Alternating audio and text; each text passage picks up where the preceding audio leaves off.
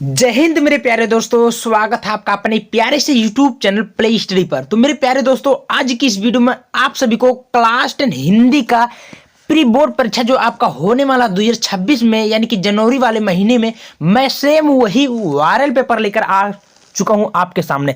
Student, ये paper अभी भी एक स्कूल में हुआ है, देख सकते हैं। अगर आपका भी होने वाला है तो इस पेपर को छोड़ के मत जाइएगा, वरना बाद में पछताओगे, ठीक ना।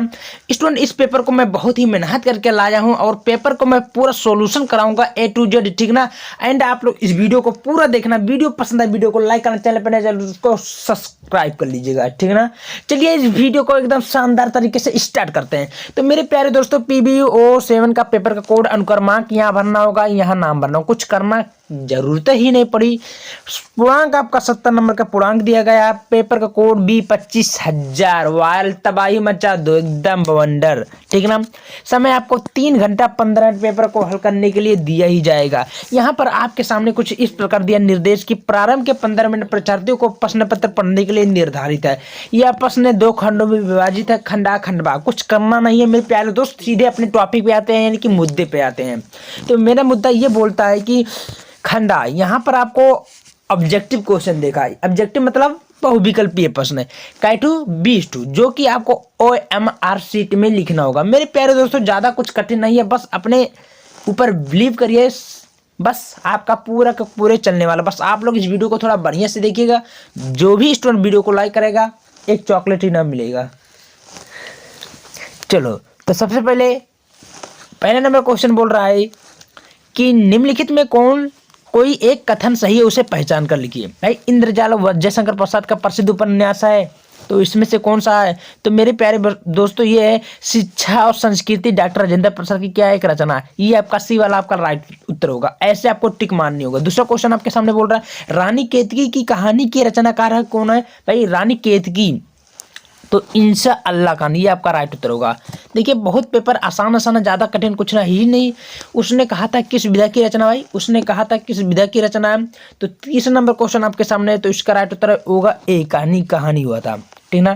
चौथा देखिए, त्यागपत्र के लेखक कौन का नाम लिखिए। भाई, त्यागपत्र के लेखक का नाम, भाई चौथा नंबर क्वेश्चन को क्या होगा? ए होगा, जैनेन्द्र कुमार, ठीक ना। देखिए, मैंने बार बार बताओ, पेपर बहुत ही आसान आपके सामने। 50 नंबर क्वेश्चन देखिए, भाई कामायनी के महाकाव्य के रचयिता कौन है? तो कामायनी ये आपका पड़ेगा किसका? तो ये आपका पड़ेगा सी, यानी कि जयशंकर प्रसाद की वो रचना है, उपन्यास कुछ भी को। निम्नलिखित में से प्रयोगवादी कवि कौन है? भाई, तो प्रयोगवादी कवि कौन थे? तो ये आपका 6वां नंबर क्वेश्चन है, सी यानी कि अज्ञेय, ठीक है, कोई दिक्कत नहीं होना चाहिए। भाई, तीसरा सप्ताह का प्रकाशित कब हुआ था? भाई, तीसरा सप्ताह प्रकाशित कब हुआ था?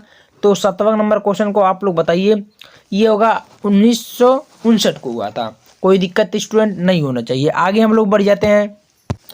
चलिए, 8वां नंबर क्वेश्चन आपके सामने दिख रहा होगा। भाई, कश्मीर सुषमा के रचनाकार है। तो 8वां नंबर क्वेश्चन आपके सामने बोल रहा है, यहाँ पर देख सकते हैं। 8वां नंबर सी का क्या होगा? भाई, श्रीधर पाठक, ये आपका राइट उत्तर होगा। भाई, शोक विकल रूवसी सब रानी रूप रसी बल तेज बखानी में कौन सा रस है? भाई, तो 9वां नंबर क्वेश्चन का आपके सामने है ए, यानी कि करुण रस।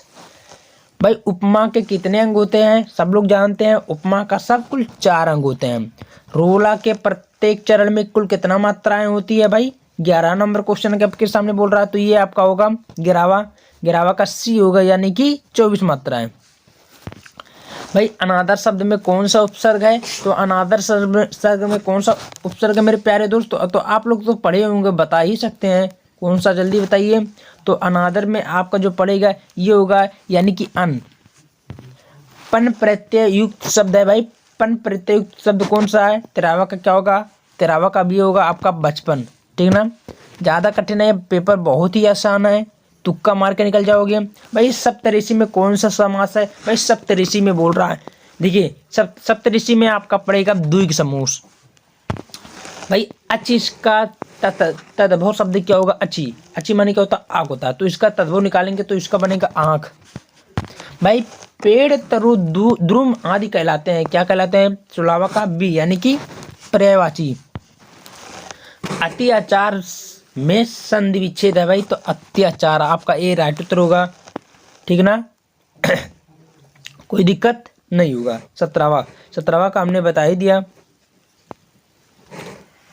भाई। 18वां देखिए मधु शब्द के चतुर्थी विभक्ति एक वचन के रूप में क्या होगा भाई? 18वां का आपका क्या होगा भाई?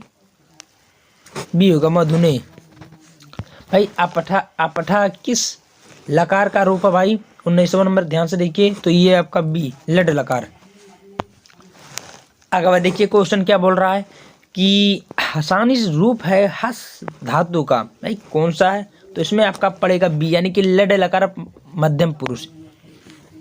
ठीक है, तो मेरे प्यारे दोस्तों आपके सामने हमने 20 OMR अलग यानी कि बता दिया हूँ।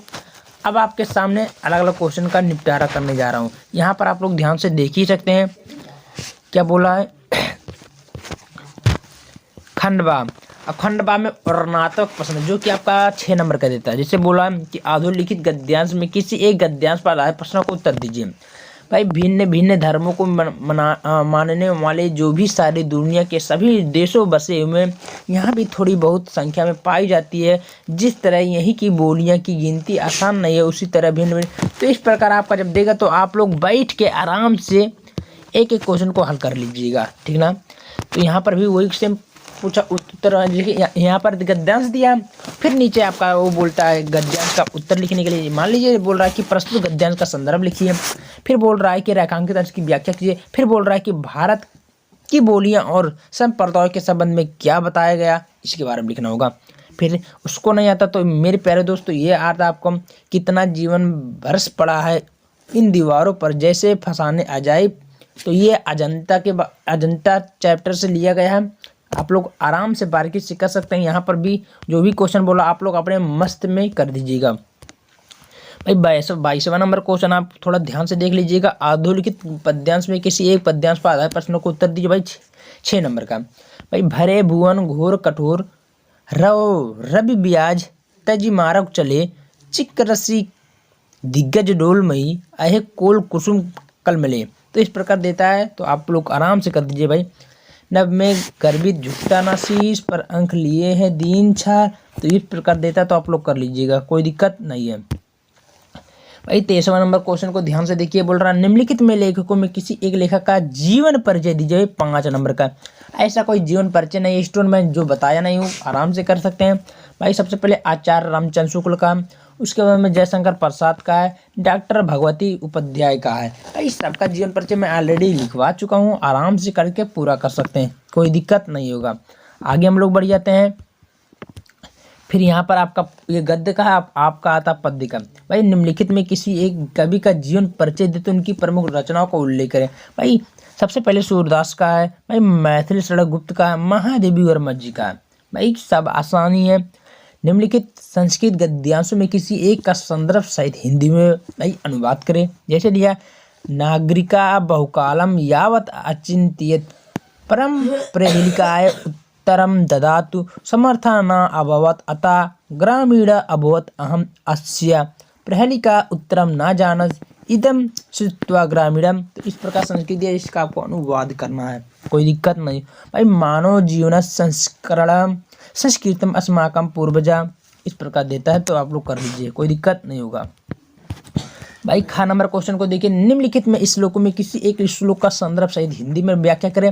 भाई मानम हित्वा प्रिय भवत क्रोधम हित्वा न सोचत काम हित्वार्थवान भवेत लोभम हित्वा सुखी भवेत।